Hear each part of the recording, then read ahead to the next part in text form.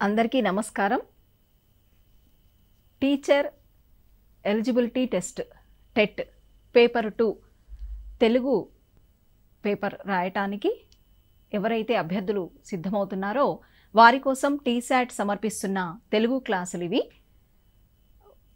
TET రాయబోయేటువంటి అభ్యర్థులందరికీ విజయీభవ. ఈరోజు మనము మన తెలుగు అంటే పేపర్ 2లో తెలుగు విషయానికి సంబంధించి 30 మార్కులకు గాను ప్రశ్నలు రావడం జరుగుతుంది. అందులో 24 మార్కులు కంటెంట్ అయితే ఒక 6 మార్కులు బోధనా పద్ధతులకు సంబంధించి వస్తాయి. అది మనకు ఆల్రెడీ మనం గత క్లాసులో చర్చించాం. అది మనందరికీ తెలిసిన విషయం.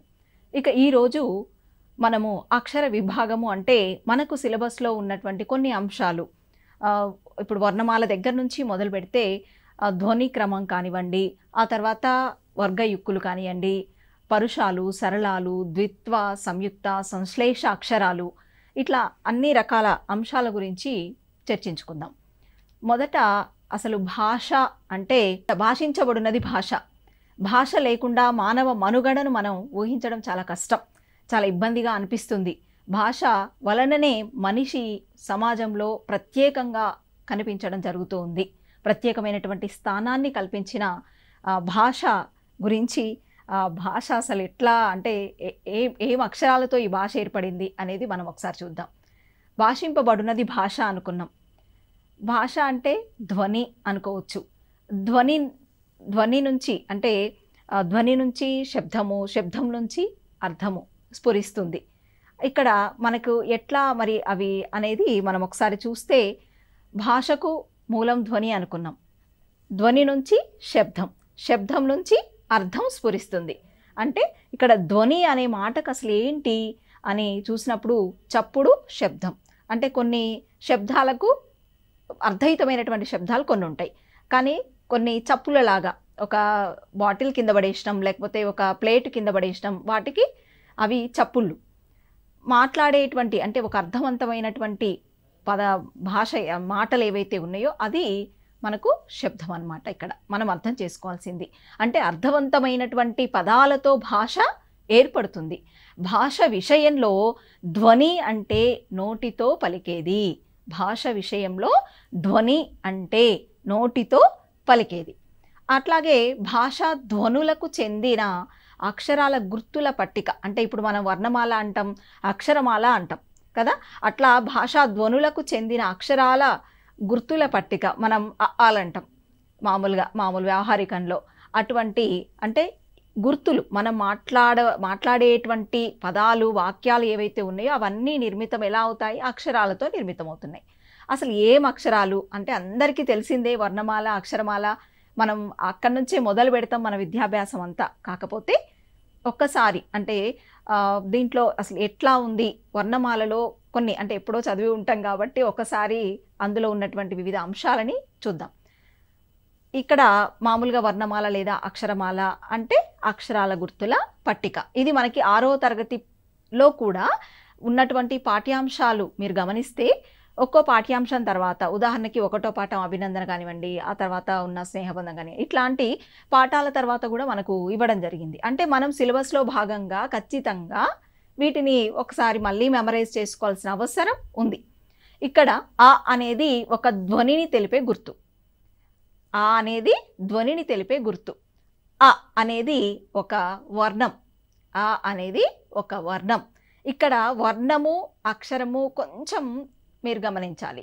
ఆ అన్న, ఆ అన్న, ఆ అన్న వర్ణాలవి. ఇక్కడ ప అనేది మాత్రం వర్ణం కాదు. ఎందుకంటే ఇందులో 2 వర్ణాలు ఉంటాయి. మీకు చూపిస్తా అది ఎట్లాగంటే, ఇప్పుడు భాషా ధ్వనులకు చెందిన అక్షరపు గుర్తుల పట్టిక వర్ణమాల అన్నాం మనం. ఆ అంటే ఒక ధ్వనిని తెలిపే గుర్తు అన్నాం. ఆ ఒక వర్ణం, ఆ అనేది ఒక వర్ణం గమనించండి. తర్వాత ప అనేది మాత్రం ఒక వర్ణం కాదు. ఇందులో 2 వర్ణాలు ఉంటాయి. ఎట్లాగంటే ప అనేది ఒక హల్లు. ప అనేది ఒక హల్లు. తర్వాత ఆలేంటి? అచ్చులు. అవి మనందరికీ తెలుసు. మరి అచ్చులు స్వయంగా పలకబడతాయి అన్నమాట. హల్లులు అట్లా పలకబడవు. ఇక్కడ ప అన్నాం కదా, ప ఎట్లా పలకబడుతుంది? అప్, ప ప్లస్ ఆ, అప్ ప్లస్ ఆ అంటే ఇక్కడ 2 వర్ణాలు ఉన్నాయన్నమాట. అక్షరము ఒకేసారి పలుకుటకు వీలైన వర్ణ సముదాయం. ఇక్కడ మనం గుర్తుపెట్టుకోవాల్సింది ఏంటంటే అక్షరం అంటేనేమో ఒకేసారి పలుకుటకు వీలైన వర్ణ సముదాయము. వర్ణం అనునది ఒకేసారి ఉచ్చరించడానికి వీలైన ధ్వని. వర్ణం అనేది ఒకేసారి ఉచ్చరించడానికి వీలైన ధ్వని. అక్షరం మాత్రం ఒకేసారి పలుకుటకు వీలైన వర్ణ సముదాయము. ఇక్కడ అందుకని ప ఆ అంటే ఒక వర్ణం, కానీ ప అంటే 2 వర్ణాలు. ప ప్లస్ ఆ కలిస్తే మనకి ప అనేది ఏర్పడింది అనమాట. పలకగలుగుతున్నాం మనం. అట్లాగే చూడండి, పద్మ ఉందండి. పద్మ ఉంటే ఇక్కడ ఎట్లా ఉన్నాయో చూద్దాం ఒకసారి. ద్మ తీసుకుంటే ప అంటే మనకు తెలుసు, ప ప్లస్ ఆ కలిస్తే ప అయింది. ద్మ అన్నాం కదా. ద్మాలో ఏమున్నాయి వర్ణాలు అంటే ధ్వని క్రమం కూడా అంటాం దీన్నే. ద్ ప్లస్ ప్లస్ ఆ కలిస్తే ద్మ. అట్లనే తాకి తావొత్తుంది అనుకోండి, ఉదాహరణకు అట్లా వచ్చినాయి అక్షరాలు. మనకి సంయుక్తాక్షరాలు, ద్విత్వాక్షరాలు మళ్ళీ ఒకసారి కూడా తర్వాత చెప్తాను నేను. ఇక్కడ తాకి తావొత్తు ఇచ్చినప్పుడు ఏమవుతుందంటే 2 సార్లు ఆ హల్లు ఏదైతే ఉందో ఆ రూపము అది మనము ఉత్ ప్లస్ ఆ, ఉత్ ప్లస్ ఆ ఇట్లా పలకాలన్నమాట. అంటే అట్లా పలికినప్పుడే ఆ విధంగా ధ్వని క్రమం ఉంటుంది. ఆ విధంగా అక్షరం అనేది మనకి నిర్మాణం అవుతుంది. ఇక ఉదాహరణకి ఇక్కడ గా అనుకో. ఇప్పుడు ఇవే ఎందుకు నేను అక్షరాలు ఇస్తున్నాను అంటే మనకు 6వ తరగతి మొదటి పాఠము తర్వాత మీరు చూడండి, కొన్ని అభ్యాసాల తర్వాత ఈ విశ్లేషణ వివరణలు మనకి ఇవ్వడం జరిగింది. అట్లాగే గత ప్రశ్న పత్రాలని పరిశీలించినప్పుడు కూడా మనకు ధ్వని క్రమాన్ని అడగడం జరిగింది. కాబట్టి ఈసారి కూడా మనకి క్వశ్చన్ రావచ్చేమో. మనము ఎప్పుడు కూడా ఒకసారి వచ్చింది ఇంకోసారి రాదనుకోవడానికి వీల్లేదు. మళ్ళీ రిపీటెడ్గా వస్తే కనుక మనకి మార్కు పోకుండా ఉండాలి. కాబట్టి ఇది చూసుకోండి. అంటే ఒక అక్షరం ఇచ్చి ఇందులో ధ్వని క్రమాన్ని గుర్తించండి, ఈ క్రింది వానిలో ఏది అని అడగొచ్చు. అట్లా అనమాట. ఇప్పుడు మనకి ఆ పాఠ్యాంశాల చివర కూడా ఇచ్చిరు కొన్ని, అంటే ఎత్తండి, అందుకే అక్కడ ఒత్తుతా తీసుకున్నా నేను. అట్లాగే దుర్గతి ఇట్లాంటి కొన్ని పదాలు ఇచ్చి ఆ పదాల్లో ఉన్నటువంటి ధ్వని అంటే సంయుక్త ద్విత్వాక్షరాలకు అక్కడ వాళ్ళు అడిగింది. సంయుక్త ద్విత్వాక్షరాలకు ధ్వని క్రమాన్ని గుర్తించమని చెప్పారు. ఇక్కడ మనం కూడా సంయుక్త ద్విత్వాక్షరాలకు తీసుకున్నాం అనమాట. ఇప్పుడు ర్గ అన్నప్పుడు చూడండి, ర్గ అంటే పలికినప్పుడు ర్గ అంటున్నాం. ర్గ కలిస్తే ర్గ అవుతుంది. అంటే దుర్గతి అన్నమాట. అట్లాగా అంటే ఈ ధ్వని క్రమాన్ని పలకడం ద్వారా, తర్వాత కొన్ని పదాలను మీరు ప్రాక్టీస్ చేయడం ద్వారా సాధ్యమవుతుంది.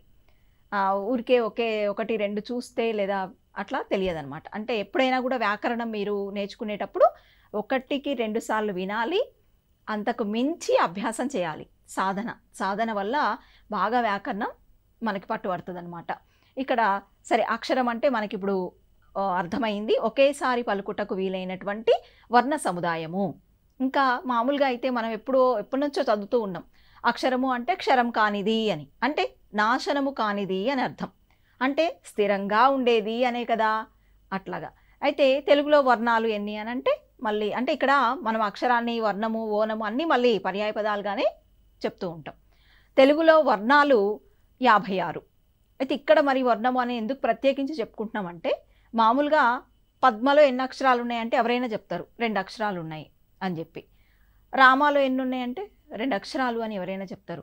కానీ అక్కడ ఉన్నటువంటి వర్ణాలు ఎన్ని అని కానీ, అక్కడ ఉన్నటువంటి ధ్వని క్రమం ఏంటి అని కానీ అడిగినప్పుడు ఖచ్చితంగా వ్యాకరణం కొంత అధ్యయనం చేసిన వాళ్ళు మాత్రమే చెప్పగలుగుతారనమాట. అట్లా అందుకని మనము ఇదంతా కూడా అధ్యయనం చేయాల్సిన అవసరం ఉంది.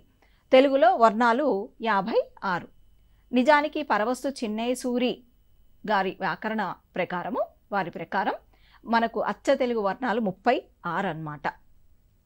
తెలుగులో వర్ణములు ఇప్పుడు ఉన్నటువంటి వర్ణములు 56. చిన్నయ్య సూరి ప్రకారం అంటే మొట్టమొదట ఉన్నటువంటి వర్ణములు 36. ఇక ఆ తర్వాత ఇతర భాషా పదాలు కూడా మనము తీసుకోవడం వల్ల మొత్తం వర్ణాలు 56 అయినాయి అన్నమాట. ఇక సంస్కృతంలో వర్ణాలు 50, ప్రాకృతంలో వర్ణాలు 40. గుర్తు కోసం ఇది, ఎందుకంటే మనం టెట్ పేపర్ 2 రాయబోతున్నాము. కొంత అదనపు పరిజ్ఞానాన్ని కలిగి ఉండాల్సిన అవసరం ఉంది కాబట్టి ఇది కూడా గుర్తుపెట్టుకోవాలి అభ్యర్థులు. ఇక మనము అక్షరము గురించి చూసాము. సరే ఇప్పుడు మళ్ళీ ఒకసారి అంటే ఏముంటాయి అసలు ఈ అక్షర విభాగంలో ఉన్నటువంటి మన అంటే వర్ణమాల 56 అక్షరాలు అనుకున్నాం కదా, అందులో ఏమున్నాయి అక్షరాలు అని అనుకున్నప్పుడు ఒకసారి చూస్తే 3 విభాగాలుగా మనకి కనిపిస్తాయి అన్నమాట. అవి ఏంటి? ఒకటి అచ్చులు, రెండవది ఉభయాక్షరములు, ఇంకోటి హల్లులు. ఇక 3 విభాగాలుగా మనకి విభజించడం జరిగిందనమాట. ఉదాహరణకి ఇప్పుడు మనకు తెలుసు, ఇవి నేను మళ్ళీ అన్నీ మీకు రిపీటెడ్గా ఏం కూర్చోబెట్టి ఏం చెప్పను. ఇప్పుడు అ, తర్వాత ఆ, ఇ, ఈ, ఇక్కడ నుంచి అవ్ వరకు ఉన్నటువంటివన్నీ కూడా అచ్చులు, అవి మనకు తెలుసు. అట్లాగే కా నుంచి బండిరా వరకు ఉన్నటువంటివన్నీ కూడా హల్లులు, అది మనందరికీ తెలుసు. ఇక మనము అక్షరమాలలో ఉన్నటువంటి అచ్చుల్ని ఏమంటాం, హల్లుల్ని ఏమంటాం అది చూద్దాం. అక్షరమాలలో ఉన్నటువంటి అచ్చులని స్వరములు అంటాం. అక్షరమాలలో ఉన్న అచ్చులని ఏమంటాం? స్వరములు. వీటినే ప్రాణము అని కూడా అంటాం, ప్రాణములు అని కూడా అంటారనమాట.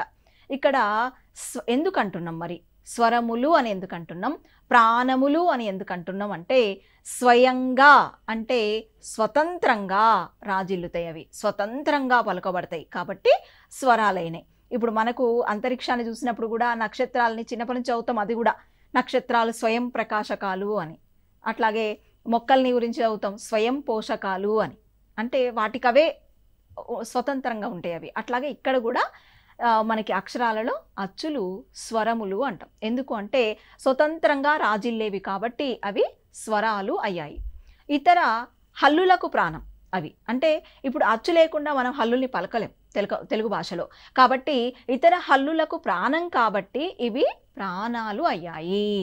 ఇతర వర్ణ సహాయం లేకుండానే ఈ స్వరాలు ఉచ్చరించబడతాయి.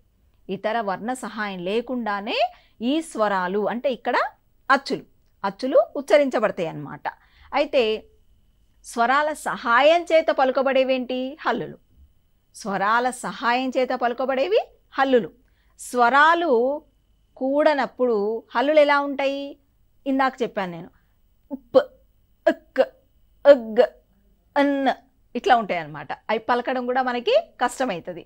అట్లా ఉన్నప్పుడు హల్లులు అంటే అసలు రూపం అది.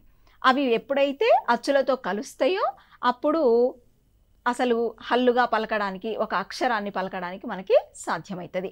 ఎక్ ప్లస్ అ అంటే క, ఎగ్ ప్లస్ అ అంటే గ, ఇట్లా అన్నమాట. హల్లుని వ్యంజనం అంటాం.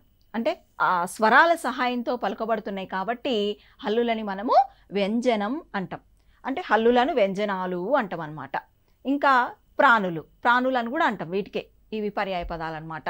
ఎందుకు ప్రాణులు అంటున్నామంటే ప్రాణముల సహాయంతో పలుకబడుతున్నాయి, ప్రాణముల సహాయంతో పలుకబడుతున్నవి కాబట్టి ఇవి ప్రాణులు అన్నమాట. ఒకసారి మనము అచ్చుల భేదాలు చూద్దాం. అంటే మనకు విభాగాలుగా అసలు ఆ పేర్లు కూడా, ఎందుకంటే మనం తర్వాత చదివేటువంటి వ్యాకరణ అంశాలలో ఈ పదజాలం మనకు బాగా కనిపిస్తూ ఉంటుందన్నమాట. అందుకని మనం తప్పనిసరిగా తెలుసుకోవాలి ఈ అంటే వీటిల్లో ఉన్నటువంటి అక్షరాలను దేన్ని ఏ విధంగా అంటారు అని చెప్పి. ఇక్కడ అచ్చుల భేదాలను మనం ఒకసారి చూస్తే, ఉచ్చారణ కాల పరిమితిని బట్టి స్వరూపాన్ని బట్టి అచ్చులు మనకి 5 విధాలుగా కనిపిస్తాయి. ఇక్కడ ఆ 5 విధాలు ఏంటో ఒకసారి చూస్తే, ఫస్ట్ మనకి హ్రస్వములు, తర్వాత దీర్ఘములు, తర్వాత ఫ్లుతములు, తర్వాత వక్రములు, వక్రతమములు, ఇట్లా ఉంటాయి అన్నమాట. ఇప్పుడు హ్రస్వములు అనుకోండి, ఒక మాత్ర కాలంలో పలకబడతాయి. హ్రస్వములు అంటే ఒక మాత్ర కాలంలో, ఒక మాత్ర కాలం అంటే రెప్ప ఇట్లా మూసి తెరిచే అంతసేపు అనమాట. రెప్పపాటు కాలం అంటాం ఒక మాత్రని. మాత్ర అంటే ఇంకా సెకండ్లో 4వ వంతు అని కూడా చెప్పొచ్చు. ఇక హ్రస్వముల్లో మనకి ఇంకా చెప్పాలంటే పొట్టి అక్షరాలను గుర్తుపెట్టుకోవచ్చు మనకు బాగా గుర్తుండడం కోసం. మొదటివి ఉన్నాయి కదా అచ్చుల్లో, అ, ఇ, ఉ, రు, లు, ఎ, ఓ, ఇవి హ్రస్వములు. ఆ తర్వాత దీర్ఘములు 2 మాత్రల కాలంలో పలుకబడతాయి. 2 మాత్రల కాలంలో పలుకబడతాయి కాబట్టి అవి దీర్ఘములు అన్నమాట. మనకి ఇప్పుడు ఇవన్నీ తెలిస్తేనే మనకు ఆ తర్వాత నేర్చుకోబోయేటువంటి రకరకాల వ్యాకరణ అంశాలకి నేర్చుకోవడానికి మనకి సులభమవుతుంది. ఇక్కడ దీర్ఘములు అంటే ఆ, ఈ, ఊ, రు. ఇక్కడ రు గమనించండి, రు మనకి ఇట్లా బా లాగా ఉంటుంది, అది రు అక్షరము పడట్లేదు కాబట్టి మేము అట్లా సెట్ చేయాల్సి వచ్చింది. రు, తర్వాత లు, లు కూడా ఇంకా మనకి వేరే మాదిరిగా ఉంటుంది. మీకు పుస్తకాలలో చూస్తే మీకు అర్థమవుతుంది, మీకు తెలుసు అయినా కూడా. ఇక తర్వాత ఏవో, ఇవన్నీ కలిసి దీర్ఘములు అన్నమాట. ఇక ఫ్లుతములు 3 మాత్రల కాలంలో పలుకబడేవి ఫ్లుతములు. ఐ, ఔ, వీటిని ఫ్లుతములు అంటాం. వక్రములు వంకరగా ఉంటాయి, వంకరగా ఉండేవి. మళ్ళీ ఇవి 2 రకాలుగా అంటారు. హ్రస్వ వక్రములు అంటారు, దీర్ఘ వక్రములు అంటారు. హ్రస్వ వక్రములు అంటే ఏ ఓ, దీర్ఘ వక్రములు అంటే రెండోది, రెండో ఏ రెండో ఓ అన్నమాట. ఆ తర్వాత వక్ర తమములు మిక్కిలి వంకరగా ఉండేవి. ఐ, ఔ, ఇవి అంటే అచ్చుల భేదము మనకు స్వరూపాన్ని బట్టి కాలపరిమితిని బట్టి విభజించినటువంటి విధానం అన్నమాట ఇది. ఆ తర్వాత హల్లుల భేదాలు కూడా చూద్దాం. ఉచ్చారణ విధానాన్ని బట్టి ప్రధానంగా హల్లులు 3 విధాలుగా కనిపిస్తాయి మనకి. ఇవి మనకి సిలబస్లో పర్టిక్యులర్గా మనకి మెన్షన్ చేయడం జరిగింది. ఎందుకంటే మనం 6వ తరగతి నుంచి టెట్ పేపర్ 2 వాళ్ళు, మనం అంటే ఇక్కడ పేపర్ 2 వాళ్ళు 6 నుండి 10 వరకు ఉన్నటువంటి తెలుగు పుస్తకాలలో ఒక్క వాక్యాన్ని కూడా మిస్ చేయకుండా అధ్యయనం చేయవలసిందే. అప్పుడు మన మార్కు మన దగ్గరనే ఉంటుంది. 30కి అంటే 24 మార్కులు ఉన్నాయి కాబట్టి కంటెంట్ నుంచి 24 మార్కులకు మ్యాక్సిమం మనం స్కోర్ చేయగలుగుతాం. ఇక పరుషములు, ఇక్కడ నుంచి క్వశ్చన్ వస్తుంది. ఆ పరుషములు అంటే ఏంటంటే ఖచ్చితంగా ఏమో చెప్పలేము. సులభమైన క్వశ్చన్లు ఇచ్చేటువంటి అప్పుడు పేపర్ సెట్టరు పరుషములు అనగా క్రింది వానిలో అని అడగొచ్చు కదా. అట్లాంటప్పుడు మనకి వాటిపైన అవగాహన ఉండాలి. ఆ తర్వాత సంధులు, ఇతర అంశాలు నేర్చుకునేటప్పుడు కూడా పరుషములు మనకి ఎప్పుడు కూడా ఎదురవుతూ ఉంటుంది ఆ పదం. పరుషములు అంటే పరుషముగా లేదా కఠినంగా పలుకబడేవి. అంటే ఇక్కడ మనం పలికే విధానాన్ని బట్టి చేసినాం అన్నమాట పరుషములు అని. పరుషంగా లేదా కఠినంగా పలుకబడేవి. వీటిని శ్వాసములు అని కూడా అంటాం. ఇది కొంచెం మనం ముందుకెళ్ళి అంటే కొంచెం మనం ఎలాబరేట్ చేసుకున్నాం దీన్ని, ఈ పదాన్ని. శ్వాసములు, పరుషములు అంటే ఏంటి? శ్వాసములు. ఇది కూడా శ్వాసములు క్రింది వానిలో అని అడగొచ్చు. అప్పుడు పరుషములు మనకు ఎట్లాగో తెలుస్తుంది కాబట్టి ఈ పదాన్ని కూడా గుర్తుపెట్టుకోవాలి అభ్యర్థులు. శ్వాసములు అన్నా పరుషములు అన్నా ఒకటే. అవి ఏమిటి అంటే 5 అక్షరాలు గుర్తుపెట్టుకోండి. క, చ, ట, త, ప, ఈ 5 పరుషములు. అట్లాగే మనకేముంటాయి? సరళాలు ఉంటాయి. సరళాలు అంటే సరళంగా లేదా మృదువుగా పలుకబడినవి. సరళంగా లేదా మృదువుగా పలుకబడినవి సరళాలు. వీటిని ఇంకేమంటాం? నాదములు అంటాం. వీటిని ఏమంటాం? నాదములు. సరళంగా లేదా మృదువుగా పలుకబడేవి కాబట్టి వీటిని నాదములు అని కూడా అంటారు. గ, జ, డ, ద, బ, గజడ దబలు అంటాం. గజడ దబ, వీటిని సరళాలు అంటాం. ఇక స్థిరములు. స్థిరములు అంటే ఇక్కడ వ్యాకరణ రీత్యా ఎలాంటి మార్పుకు లోను కావన్నమాట. ఇవి స్థిరంగా ఉంటాయి కాబట్టి స్థిరములు. సరళములు, పరుషములు, స్థిరములు, ఇవి కలిపి మనకు హల్లుల భేదాలన్నమాట. ఇక్కడ ముఖ్యంగా మనకేంటంటే ఇప్పుడు పరుషాలు సరళాలు పోను మిగిలిన అన్ని స్థిరములుగా మీరు గుర్తుపెట్టుకోవాలి. దాదాపు 27 ఉన్నాయి మొత్తం. 27 స్థిరములు అంటే అక్షరాలు 27 వస్తాయి ఇక్కడ. పరుషాలు సరళాలను మనము అల్ప ప్రాణాలు అంటాం. అది కూడా గుర్తుపెట్టుకోండి. పరుషాలు సరళాలను అల్ప ప్రాణాలు అంటారు. మహాప్రాణాలు ఏంటో కూడా చెప్తాను నేను, ఎందుకంటే మనకు సిలబస్లో అది కూడా ఇవ్వడం జరిగింది. పరుషాలు సరళాలను అల్ప ప్రాణాలు అంటారు. సిలబస్లో మనకి పరుషాలు సరళాలు ఇవ్వడం జరిగింది. అందులో భాగంగా ఇది అభ్యర్థులు గుర్తుంచుకోవాల్సిన అంశం. తర్వాత ఉచ్చారణ వైవిధ్యాన్ని బట్టి, ఉచ్చారణ వైవిధ్యాన్ని బట్టి వాటి స్థానాన్ని బట్టి హల్లులు మళ్ళీ ఇంకో 5 రకాలుగా వ్యాకరణవేత్తలు విభజించడం జరిగిందనమాట. అట్లా చూసినప్పుడు మనకి స్పర్శములు, వర్గయుక్కులు, అంతస్తములు, ఊష్మాలు, నాసిక్యములు ఉంటాయి. అంటే ఉచ్చారణ వైవిధ్యాన్ని బట్టి వాటి స్థానాన్ని బట్టి హల్లులు ఎన్ని రకాలు చేసిరు? 5 విధాలుగా విభజించిరు. స్పర్శములు, వర్గయుక్కులు, అంతస్తములు, ఊష్మాలు, నాసిక్యములు. ఇక్కడ మనకి స్పెషల్గా మనకి సిలబస్ కాపీని చూసినప్పుడు వర్గయుక్కులు అని ఇవ్వడం జరిగింది. అది గమనించాలి అభ్యర్థులు. ఇక స్పర్శములు ఏంటో ఒకసారి చూస్తే ముఖయంత్రంలోని, ముఖయంత్రం అంటే ఈ నోటి భాగం అన్నమాట. ఈ ముఖయంత్రంలోని ఆయా భాగాలను నాలుక స్పృశించడం ద్వారా ఆయా భాగాల సహాయంతో పలుకబడడం వల్ల, అంటే ముఖ యంత్రంలోని భాగాలని నాలుక ఏం చేస్తుంది, తాకుతుంది. అట్లా తాకడం వల్ల లేదా వివిధ భాగాలను తాకుతుంది. తాకినప్పుడు పలకబడతాయి అన్నమాట అక్షరాలు. అట్లా ఏవైతే పలకబడతాయో వాటిని మనము స్పర్శములుగా పిలుస్తాం. కా నుండి మా వరకు ఉన్నటువంటి హల్లులు ఇవి.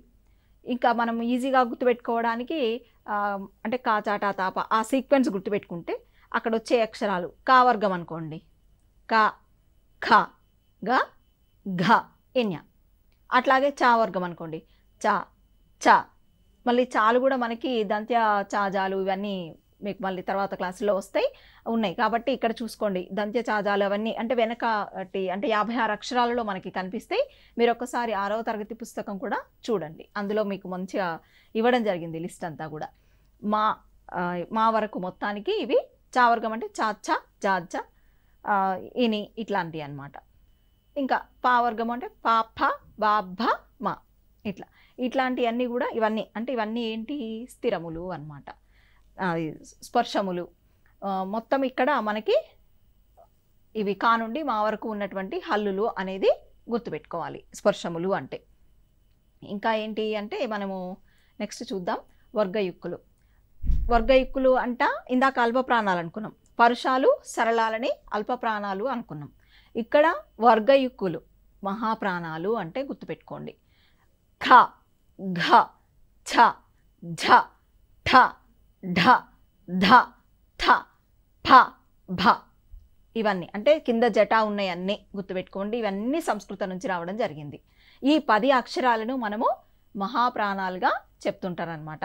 ఇక తర్వాత అంతస్తములు అనొచ్చు. ఒకవేళ మీకు ప్రశ్న అడగొచ్చు, ఈ క్రింది వాణిలో వర్గయుక్కులు లేదా వర్గయుక్కులు ఎన్ని అని కూడా అనొచ్చు, లేదా మహాప్రాణాలు అనగా ఈ క్రింది వాణిలో అనొచ్చు, అట్లా అనమాట.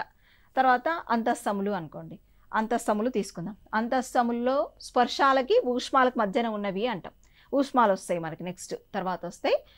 స్పర్శాలకి ఊష్మాలకు మధ్యన ఉన్న వాటిని అంతస్తములు అంటాం. యా రాలో మళ్ళీ మనకి బండిరా ఒకప్పటి కాలంలో అంటే పూర్వకాలంలో నన్నయ్య కాలంలో బండిరా ఎక్కువ వినియోగంలో ఉండేది కదా, అట్లాగనమాట. రా మళ్ళీ అలా కూడా యా రా బండిరా లా అలా వా ఇవి. వీటిలో మళ్ళీ మనము రానేమంటాము, సాధు రేఫము అంటారు. బండిరాని శకట రేఫము అంటాం. శకటం అంటేనే బండి, అట్లాగే బండిరా అంటాం కదా మనం, అట్లా అనమాట. శకట రేఫము ఇది మామూలు రా ఏంటి, సాధు రేఫము. ఇక్కడ ఊష్మాలు అన్నాం కదా, ఊదుట వలన పలకబడేవి.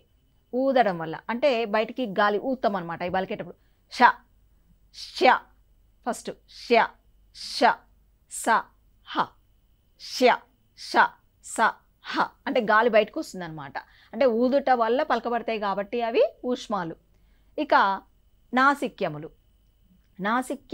అంటే నాసిక ద్వారా, నాసిక అంటే ఏంది, ముక్కు ద్వారా పలకబడేవి. అంటే అక్షరాలను ఎక్కడి నుంచి ఇక్కడ గొంతు కంటే ముక్కే ఎక్కువగా పనిచేస్తుంది అనమాట అవి పలికేటప్పుడు. నాసిక ద్వారా అంటే ముక్కు ద్వారా పలుకబడినవి. అవి ఆయా వర్గాల చివరి అక్షరాలు అంటాం. మనం ఇందాక అనుకున్నాం పరుషాలు అక్షరాలు ఉన్నాయి కదా, కా చా టా తా ప, కా చా టా తా ప ఈ వర్గాలు ఉన్నాయి కదా, వీటి చివరి అక్షరాలు అన్నమాట. కా ఖ గ ఘ ఎన్య.